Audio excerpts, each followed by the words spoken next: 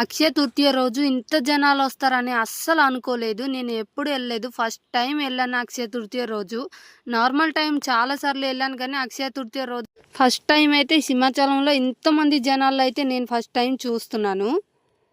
7కి లైన్లో ఉంటే మేము 12 గంటలకి కరెక్ట్గా పరిగెట్టి వెళ్ళి దేవుడి దర్శనం చేసుకున్నాము. ఎందుకంటే మా 12 ఒక గంట గుడి క్లోజ్ చేస్తానని చెప్పారు. అందుకే ఇంకా చాలా పరిగెట్టి వెళ్ళాము. వెళ్తూనే కొద్దీ వస్తూనే ఉంది దారి. అయితే వెళ్తూనే కొద్దీ మేము ఎటు వెళ్తున్నామో తెలియదు, లేకపోతే ఫస్ట్కి వస్తున్నామో తెలియదు, సెకండ్ మళ్ళీ కిందకు వస్తున్నామో తెలియదు.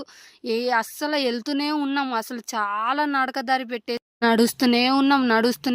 ఆల్రెడీ ఫస్ట్లో అయితే తోసేస్తున్నారు. ఎవరి మీద ఎలా పడుతున్నారో కూడా తెలియదు. పోలీసులు కూడా ఇది అవ్వట్లేదు.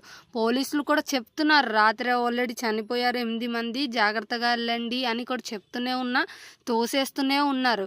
సరే అనుకుని ఇంకా మేము కరెక్ట్గా జాగ్రత్తగా వెళ్ళి వచ్చేసాం. దేవుడి దర్శనం కూడా బాగా జరిగింది.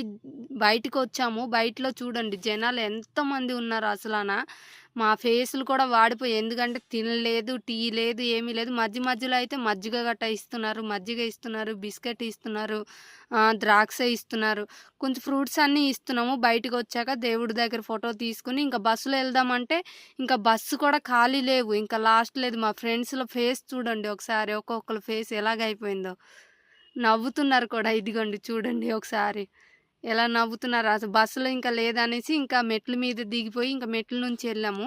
ఇక్కడ వ్యూ అయితే అద్దరిపోయింది కదా, ఒకసారి చూసేయండి మీరు కూడా. చాలా బాగుంది వ్యూ.